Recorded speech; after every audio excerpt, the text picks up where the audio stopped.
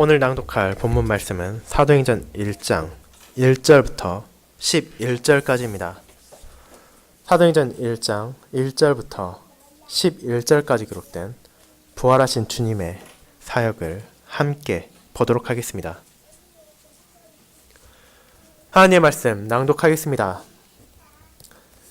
데오빌로여, 내가 먼저 쓴 글에는 물은 예수께서 행하시며 가르치시기를 시작하신부터 그가 택하신 사도들에게 성령으로 명하시고 승천하신 날까지의 일을 기록하였노라. 그가 고난받으신 후에 또한 그들에게 확실한 많은 증거로 친히 살아계심을 나타내사 40일 동안 그들에게 보이시며 하나님 나라 일을 말씀하시니라. 사도와 함께 모이사 그들에게 분부하여 이르시되 예루살렘을 떠나지 말고 내게서 들은 바 아버지께서 약속하신 것을 기다리라. 요한은 물로 세례를 베풀었으나 너희는 몇 날이 못되어 성령으로 세례를 받으리라 하셨느니라. 그들이 모였을 때 예수께 여쭈어 이르되 주께서 이스라엘 나라를 회복하심이 이때니까 하니 이르시되 때와 시기는 아버지께서 자기의 권한에 두셨으니 너희가 알 바 아니요 오직 성령이 너희에게 임하시면 너희가 권능을 받고 예루살렘과 온 유대와 사마리아와 땅 끝까지 이르러 내 증인이 되리라 하시니라. 이 말씀을 마치시고 그들이 보는 데 올려져 가시니 구름이 그를 가려 보이지 않게 하더라. 올라가실 때 제자들이 자세히 하늘을 쳐다보고 있는데 흰옷 입은 두 사람이 그들 곁에 서서 이르되 갈릴리 사람들아, 어찌하여 서서 하늘을 쳐다보느냐? 너희 가운데서 하늘로 올려지신 이 예수는 하늘로 가심을 본 그대로 오시리라 하였느니라. 아멘. 설교 후에는 찬송 29장 1절 2절을 함께 부르도록 하겠습니다.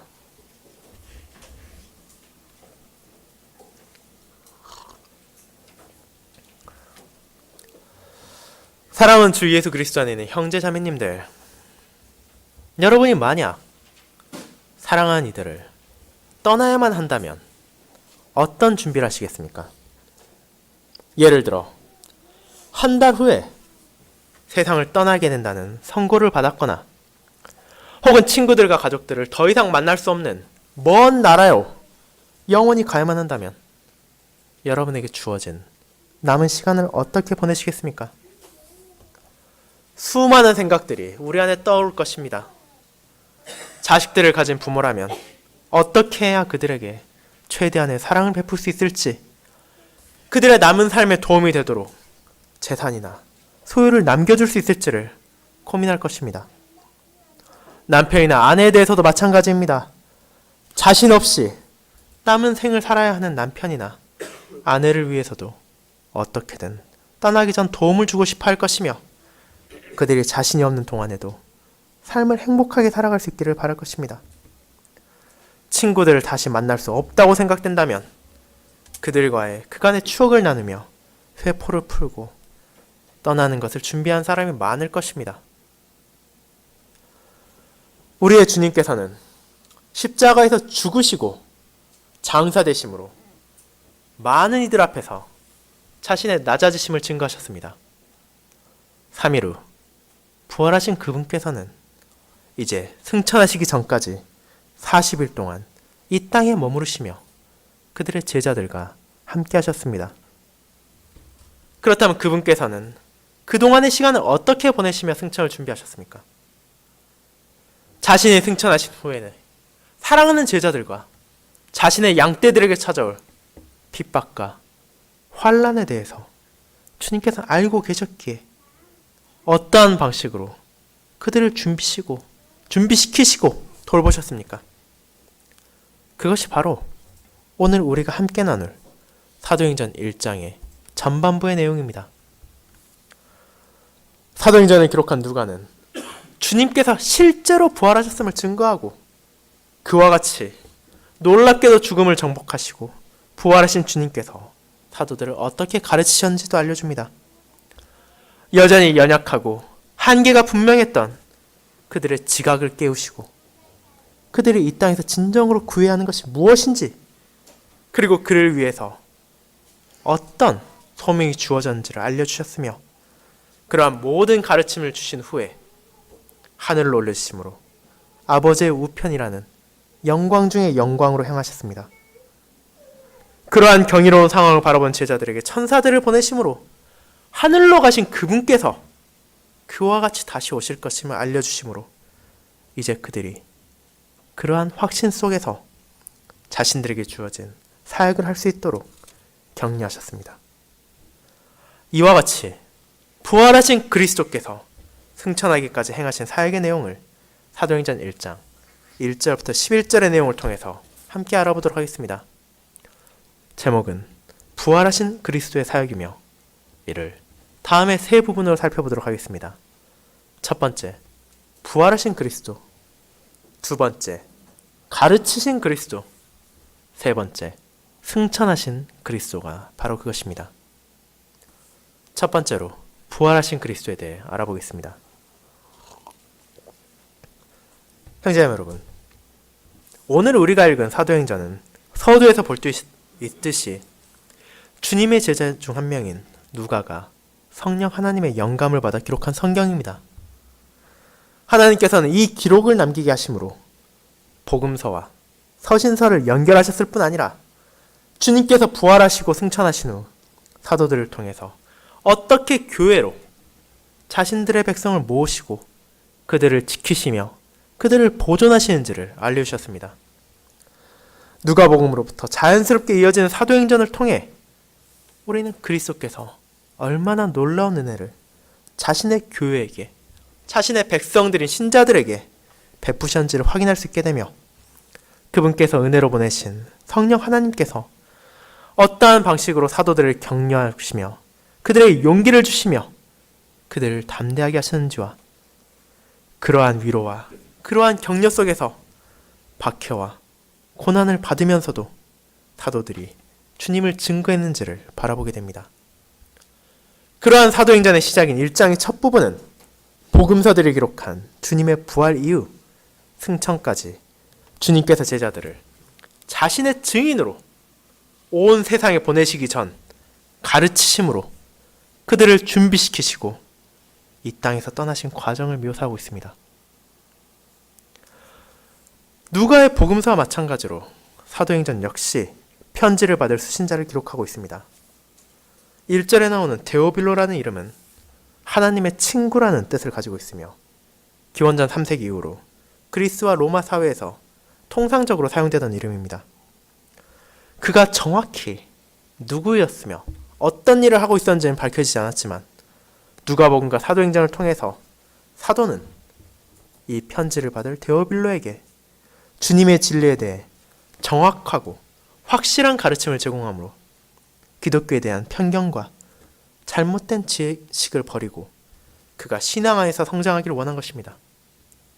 그리고 이러한 누가의 기록을 통해서 데오빌로만이 아니라 헤아릴 수 없는 수많은 신자들이 주님의 사역과 그로 인해 주어지는 은혜를 깨달으며 기뻐하며 감사하고 있음을 우리는 알고 있습니다. 그렇지만 그러한 글의 내용에 있어서 사도의 개인적인 회고나 자랑이 존재하지 않습니다. 성령님께서 영감하심으로 성경을 기록한 누가는 그 자신의 영광이나 그 자신의 명예를 높이기 위해 이를 기록한 것이 아니며 철저하게 주님만이 이러한 모든 기록의 주인이시며 그분을 위해서 그리고 그분을 통해서 이 모든 것을 기록했음을 서두에서부터 확인하도록 합니다. 이를 누가는 사도행전의 서두에서 다음과 같이 말합니다. 내가 먼저 쓴 글에는 무릇 예수께서 행하시며 가르치시기를 시작하신부터 그가 택하신 사도들에게 성령으로 명하시고 승천하신 날까지의 일을 기록하였노라. 사도행전 1장 1절 2절입니다. 그리고 이 짧은 두 문장이야말로 우리가 알고 있는 누가복음을 가장 간명하게 요약한 표현입니다. 누가복음의 목적은 주님께서 실제로 이 땅에 계셨으며 그분께서 자신의 백성들을 위하여 가르치신 내용과 그분께서 행하신 사역들을 기록한 것이기 때문입니다. 그리고 이제 제자들이 복음 전파의 사역을 수행할 수 있도록 성령으로 말미암아 그들에게 명하시고 그들에게 힘을 주심으로 앞으로 진술될 사도들의 행적이 그러한 성령 하나님의 역사하심을 말미암아 실현되는 것임을 주님께서 자신의 사도들에게 명령하셨다는 기록을 통해 알려주는 것입니다. 누가가 첫 번째 책에서 기록한 것 같이 십자가에서 죽으심으로 자신의 스승이, 자신들의 주님이 그들을 떠나셨다 생각하여 슬퍼하며 좌절했던 제자들과 자신의 백성들에게 주님께서는 그분이 부활하심을 알렸으며 그들과 함께 하시며 그들에게 위로를 주시며 그들에게 가르침을 주셨습니다. 그분의 죽음과 부활에 대해 의심을 가지고 있는 자들이 누가복음이 기록될 당시, 사도행전이 기록될 당시, 그리고 교회의 역사 속에서, 그리고 지금까지도 계속해서 존재하는 것이 사실이지만 누가는 그러한 의심이 잘못되었다는 것을 분명하게 선언합니다. 이것이 바로 3절 초반부에 나온 내용입니다. 그가 고난받으신 후에 또한 그들에게 확실한 많은 증거로 친히 살아계심을 나타내사 40일 동안 그들에게 보이시며, 고난받으심이라는 표현을 통해 누가는 주님께서 경험하신 모든 낮아지심을 묘사합니다. 성육신하신 그 순간부터 자신을 낮추신 예수 그리스도께서는 십자가에서 하나님의 저주를 짊어지시고 무덤에 장사되심으로 세상에서 더 이상 낮아질 수 없는 지경까지 자신을 낮추셨습니다. 하지만 그것이 주님의 패배와 사단의 승리를 말하는 것이 아니었습니다. 아버지를 향한 신뢰와 전적인 순종으로 그 모든 고난을 감내하신 주님께서는 3일 후 죽은 자들 가운데서 부활하셨기 때문입니다. 십자가에서 마귀와 세상의 패배를 선언하신 주님께서는 부활을 통해서 이제 죽음의 권세까지도 물리치시고 그러한 승리를 자신이 거두셨음을 제자들에게 알게 하셨습니다. 그렇기에 주님께서 그들과 함께 하신 40일이라는 기간은 누군가에게는 너무나 짧아 보일 수도 있지만 주님의 제자들이 스승이며 그들의 구주이신 예수 그리스도께서 부활하셨다는 것을 확신하기에는 너무도 충분한 시간이었습니다. 만약 부활하신 주님께서 한순간 혹은 하루와 같은 잠깐의 시기에만 제자들에게 나타나셨다면 사람들은 저 사람들이 헛것을 본다고 생각했을지 모릅니다. 하지만 40일, 한 달이 넘는 기간 동안 함께했다는 것은 그러한 오해가 잘못된 것이라는 것을 확실하게 알려주는 것입니다. 부활하신 주님께서는 제자들과 함께 하시며 자신이 육신으로 부활하셨음을 알리셨습니다. 그분께서 말하신 것과 같이 살과 뼈가 없는 영이 아니라 주님께서는 손과 발 그리고 육체의 상흔까지 존재하는 부활을 하심으로 제자들 앞에 나타나셨으며 심지어 그 상황을 여전히 당황스러워하며 받아들이지 못하는 제자들에게 먹을 것을 달라 하심으로 식사까지 하심으로 제자들이 주님의 부활을 믿을 수밖에 없게 만드셨으며 그를 통해서 이제는 자신들의 주인인 예수님만이 아니라 그분께 참여하는 제자들 역시도 부활을 기대할 수 있음을 깨닫게 하셨습니다. 며칠 전까지만 하더라도 주님을 버리고 도망하며 그분을 부인했던 제자들이 주님께서 부활하심을 통해 평안을 가지고 그분의 영광을 그리고 그분과 함께할 영광을 바라볼 수 있게 하신 것입니다. 사랑하는 형제자매 여러분, 이와 같이 주님께서는 제자들에게 자신의 부활에 대한 확실한 많은 증거를 주셨습니다. 그들과 40일을 함께 하시며 그들이 직접 부활하신 주님을 경험하며 확신하게 하심으로 몸의 부활이라는 것이 결코 거짓된 것이 아님을 알게 하신 것입니다. 그리고 이후의 신자들에게는 어떻습니까? 그분께서 자신과 함께했던 제자들에게만, 그리고 자신을 바라본 무리들에게만 부활에 대한 확신을 주시고 그 후에 존재할 신자들을 간과하셨습니까? 그렇지 않습니다. 우리에게 주신 하나님의 말씀인 성경을 통해 이후의 신자들 역시도 자신의 부활을 보게 하실 뿐 아니라 부활의 의미와 그로 인해 주어진 유익까지도 분명하게 알게 하셨습니다. 그렇게 우리가 비록 주님을, 그분의 육신을 눈으로 보지 못하고 그분의 육체를 손으로 만지지 못했다 하더라도 이제 우리는 제자들보다도 더 확실하며 더 많은 증거를 받은 은혜를 입었습니다. 이를 통해서 우리는 주님의 부활을 확신할 수 있습니다. 부활에 대한 도전을 받을 때 흔들리며 방황하는 것이 아니라 분명하게 주님께서 죽음에서 부활하셨으며 그 영광이 오늘날까지도 신자들에게 함께한다는 것을 전할 수 있습니다. 그리고 주님께서는 우리가 그것을 믿기에 너무도 충분한 증거를 주셨으며 또한 사도들의 증언 역시도 거기에 더해짐으로 우리가 이를 확신할 수 있도록 하셨습니다.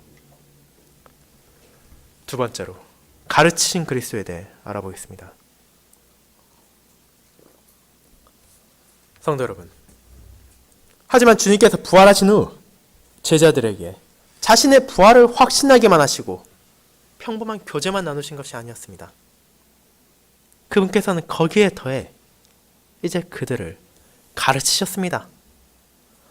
우리는 주님의 죽으심 이후 제자들이 어떠한 상황에 있었는지를 알고 있습니다.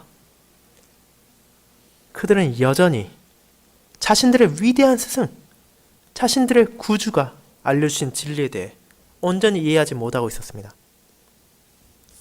그리스도의 죽으심을 보며 슬퍼하면서도 그 죽음이 지니는 진정한 의미, 그분의 모든 백성들의 죄에 대한 구속을 알지 못했으며 비어있는 무덤을 자신들의 눈으로 보고도 이게 실제로 무슨 일이 일어난 것인지를 이해하지 못했습니다. 주님께서 얼마 후 이 제자들을 떠나시고 나면 그러한 연약한 제자들이 그리스도께서 주신 사명에 따라 그분을 증거해야 했습니다. 그렇게 예수님께서는 승천하시기 전 그들을 가르치셨습니다. 하지만 이 가르침은 우리들에게 감추어진 무언가 특별한 지혜가 아니었습니다. 3절의 말씀, 하나님 나라 일을 말씀하시니라 라는 부분을 보고 초대교회 시절 영지주의자들은 자신들만이 알고 있는 특별한 지혜, 신비한 지혜를 주님께서 주셨으며 그를 통해서만 구원을 얻을 수 있다는 허황된 교리를 펼쳤으나 실제 주님께서 가르치신 것이 무엇이었습니까? 이는 바로 하나님의 나라, 아버지의 나라에 대한 것이었습니다. 하나님의 나라는 분명 큰 주제입니다. 주님께서 십자가로 향하시기 전에도 이를 가르치셨으며 부활하신 후에도 이것을 제자들에게 알게 하셨습니다. 지난주 설교에서 우리가 들은 것과 같이 이스라엘은 하나님의 백성이시며 하나님만이 그들의 진정한 왕이었습니다. 사울로부터 시작되는 다윗의 후손들로 이어지는 언약 백성의 왕들은 그들 자신이 진정한 왕권을 가진 자들이 아니라 하나님의 주권을 땅 위에 나타내고 백성들을 여호와의 뜻대로 인도하는 하나님의 대리자로서의 왕이었습니다. 그들을 통해서 언약 백성들은 진정한 메시아인 오실 그리스도를 바라보며 갈망할 수 있었습니다. 그리고 하나님께서 예비하신 진정한 왕이신 예수 그리스도께서 이 땅에 오셨습니다. 그분이 오심으로 이제 아버지의 나라에 대한 뜻이 온전히 밝혀졌습니다. 주님께서 가르치신 아버지의 나라는 동시에 자기 자신을 가리키신 것이었습니다. 오늘 읽은 누가복음 마지막 부분에서 주님께서는 다음과 같이 말씀하셨습니다. 모세의 율법과 선지자의 글과 시편에 나를 가리켜 기록된 모든 것이 이루어져야 하리라. 누가복음 24장 44절 말씀입니다.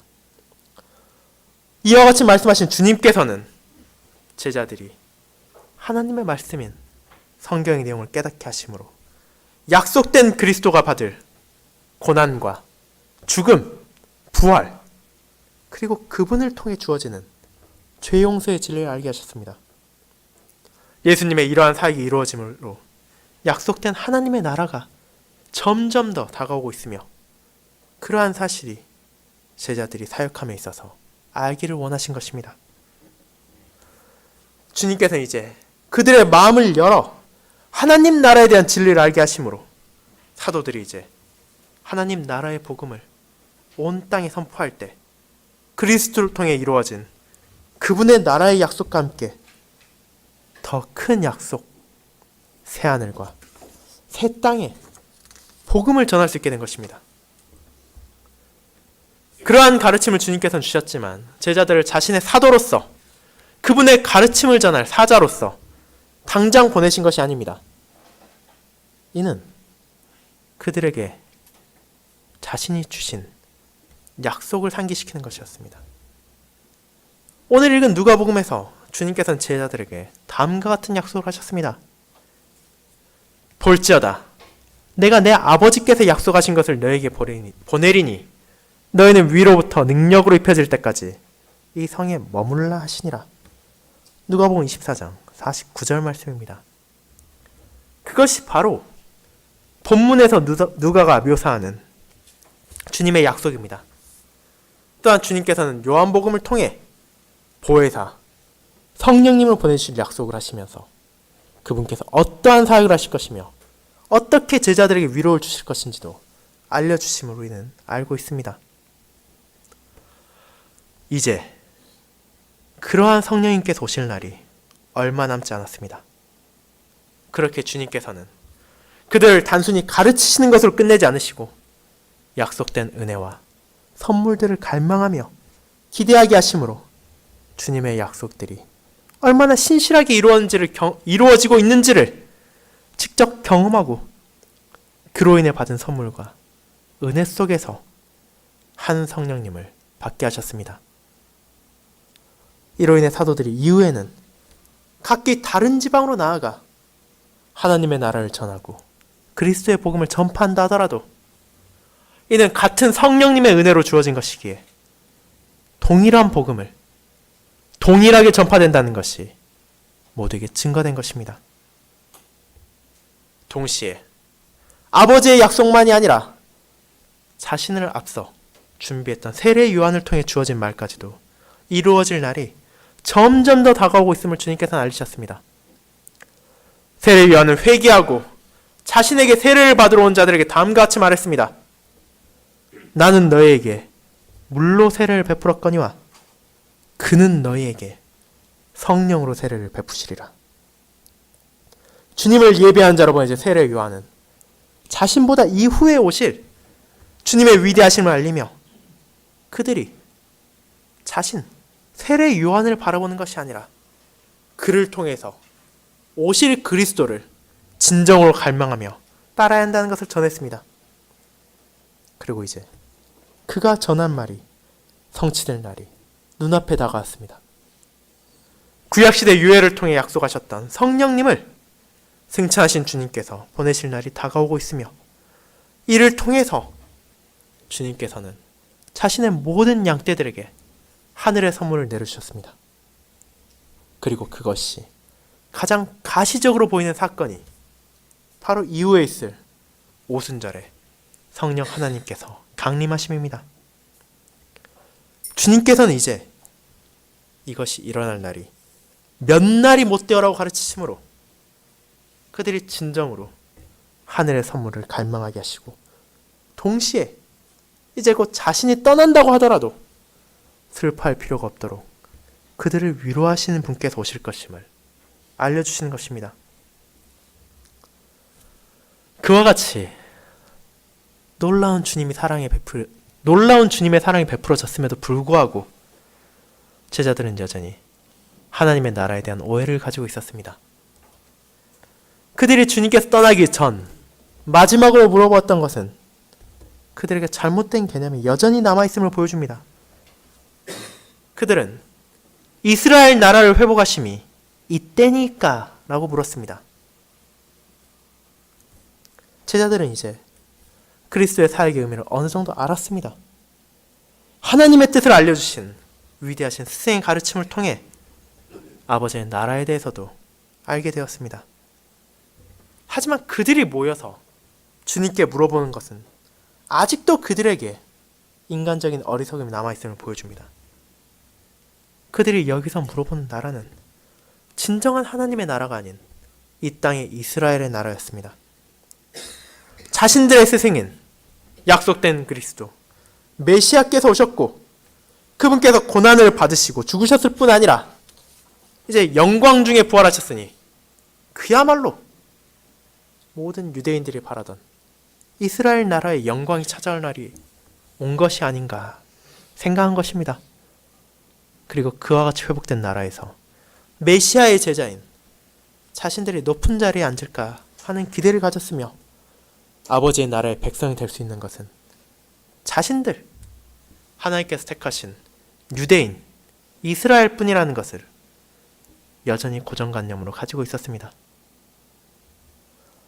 그렇게 6절에 나온 제자들의 물음과 그들의 관심사는 하나님의 공의가 실현된 이상적인 이스라엘의 나라에 대한 것이었으며 동시에 그 나라에서 영광을 받을 자신들에 대한 기대였습니다. 그렇지만 주님께서는 단호하게 이를 꺾으심으로 그들이 진정한 회귀와 믿음으로 오직 아버지의 뜻에 관심을 가지고 살도록 하십니다. 주님께서는 다음과 같이 말하십니다. 때와 시기는 아버지께서 자기의 권한에 두셨으니 너희의 알 바 아니요. 아버지의 나라가 임하시는 때는 그들이 알 바가 아닙니다. 하나님께서 계시하신 것에 만족하고 그분께서 알려주지 않으신 것에 대해 인간적인 호기심과 사색으로 파헤치고자 하는 것은 신자의 자세가 아니라는 것을 분명하게 알려주신 것입니다. 이것은 성경에서 주님의 모든 행적이 드러나지 않은 것과도 마찬가지입니다. 사도 요한이 기록했듯이 성경의 기록은 이 복음을 통해 예수 그리스도를 믿게 하고 그분 안에서 생명을 얻게 하려 함이지 우리가 가지는 모든 궁금증들을 하나하나 다 해소하기 위한 것이 아니기 때문입니다. 그리고 이는 아버지의 나라에 대해서도 마찬가지입니다. 초대교회로부터 시작하여 오늘날까지도 그리고 앞으로도 분명히 그리스도께서 다시 오시어 아버지의 나라, 새 하늘과 새 땅이 임할 날을 그들만이 안다고 주장한 자들이 등장했고 등장하고 있으며 앞으로도 등장할 것입니다.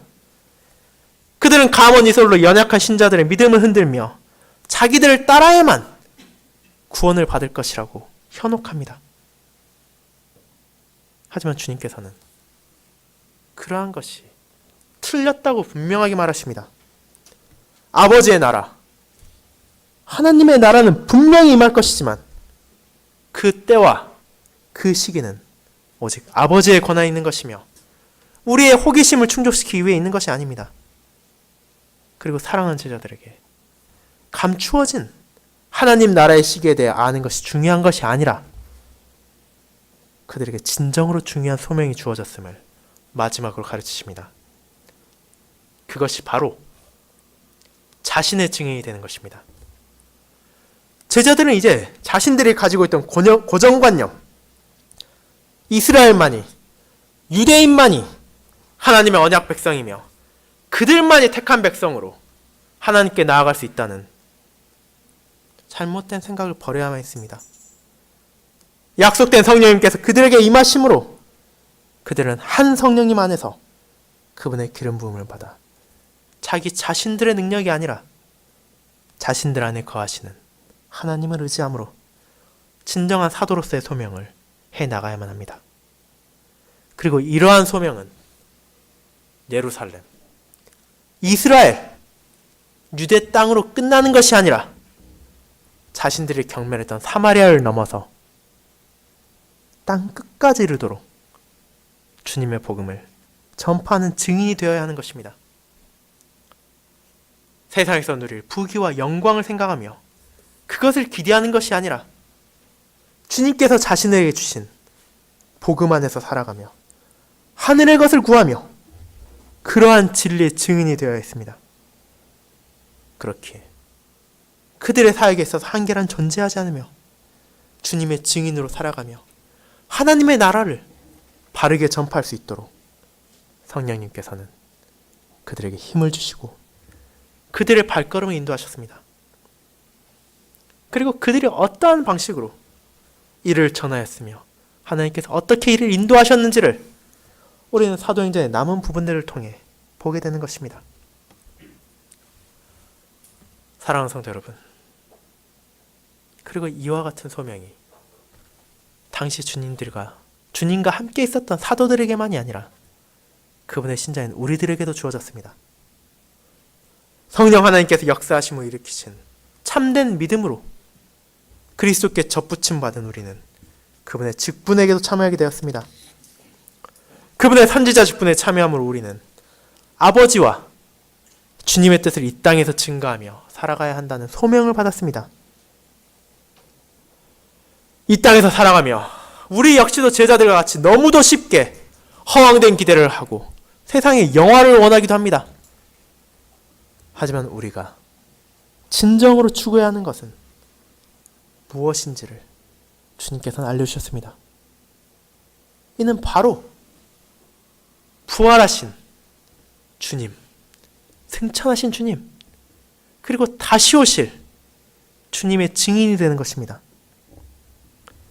우리에게 장래에 누릴 영광, 죄와의 싸움을 멈추고 아버지의 나라에 함께 누릴 기쁨과 영화를 알려주신 주님께서는 이 땅에서는 그러한 아버지와 자신의 증인으로 살아야 할 것을 요구하십니다.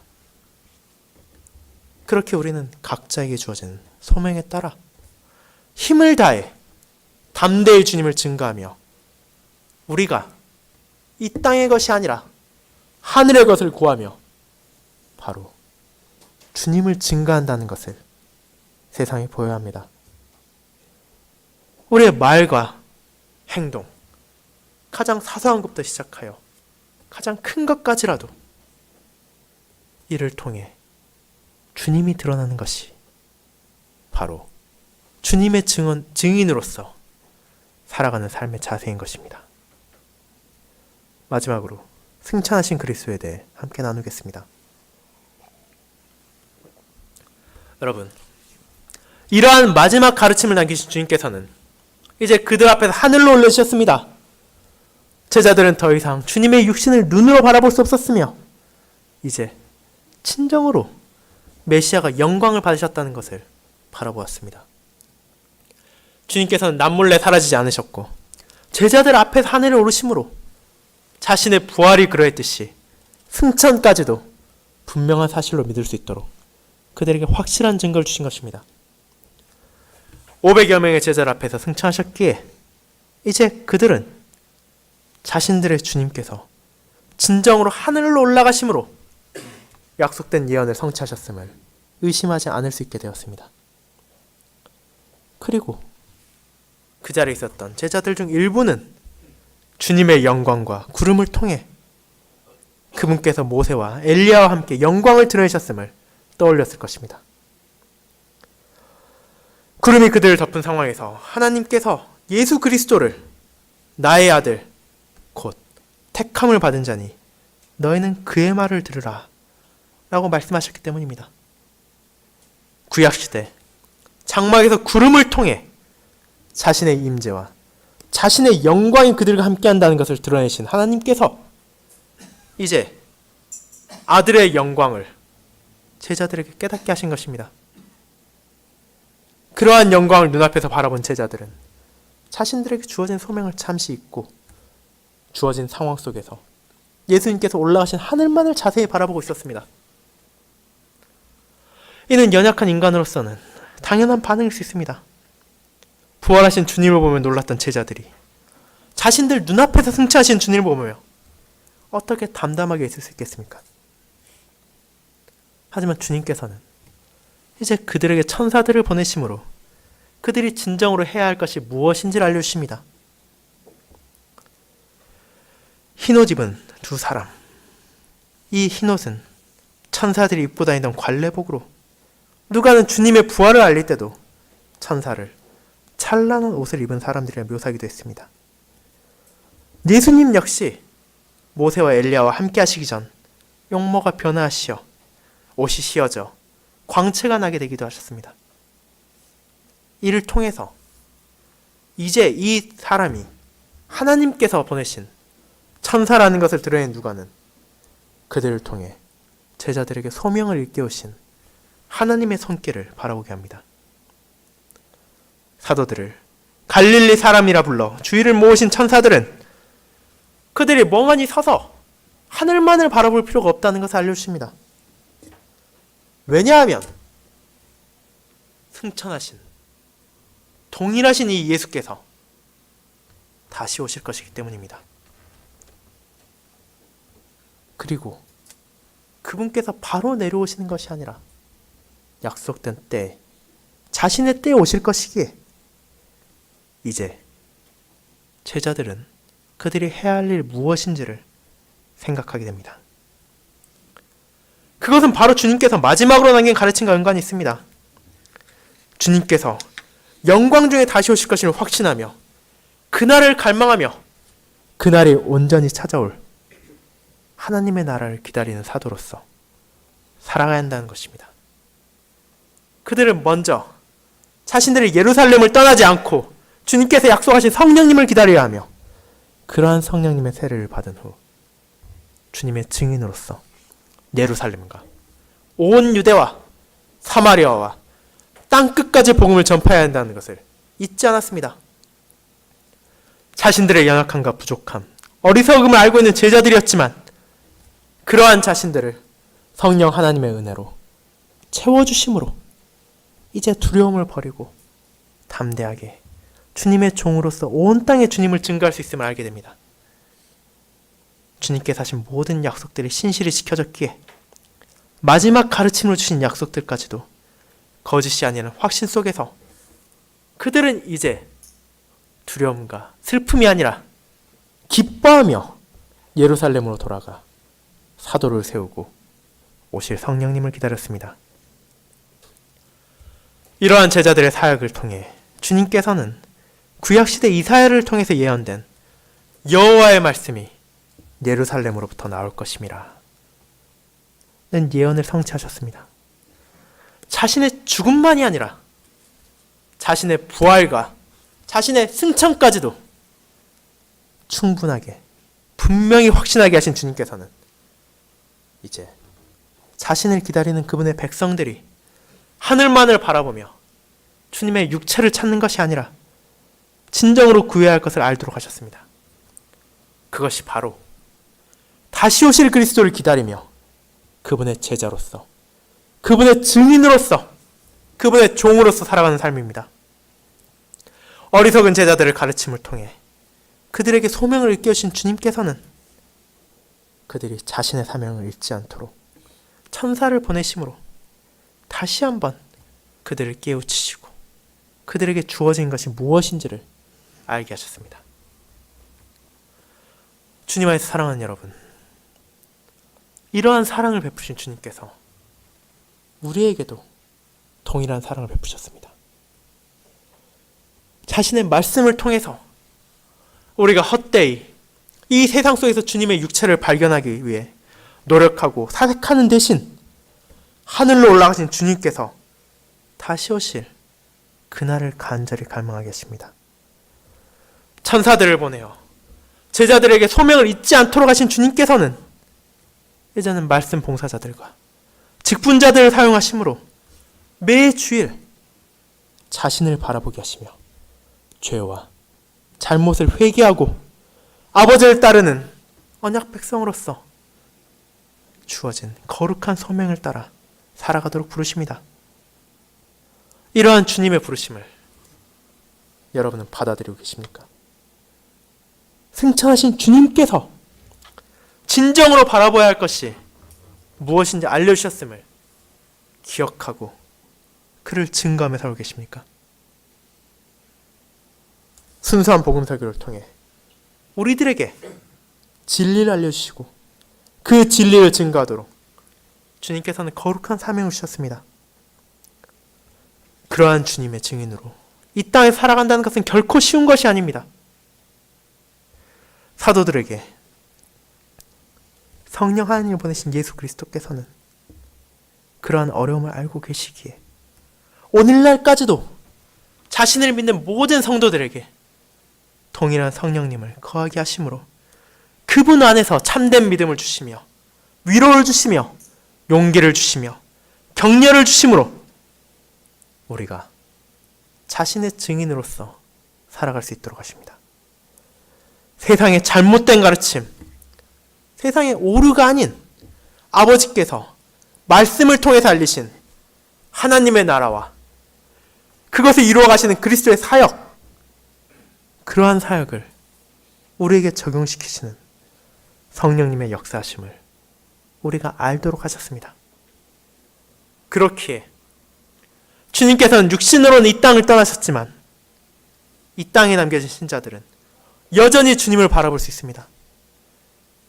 그분의 육신을 바라보는 것이 아니라 우리와 함께하는 그분의 성령님을 바라보므로 세상 속에서 죄와 싸우며 이 땅에서 빛과 소금으로 온 땅에 주님을 증거할 수 있는 증인으로 살아갈 수 있는 능력을 주셨습니다.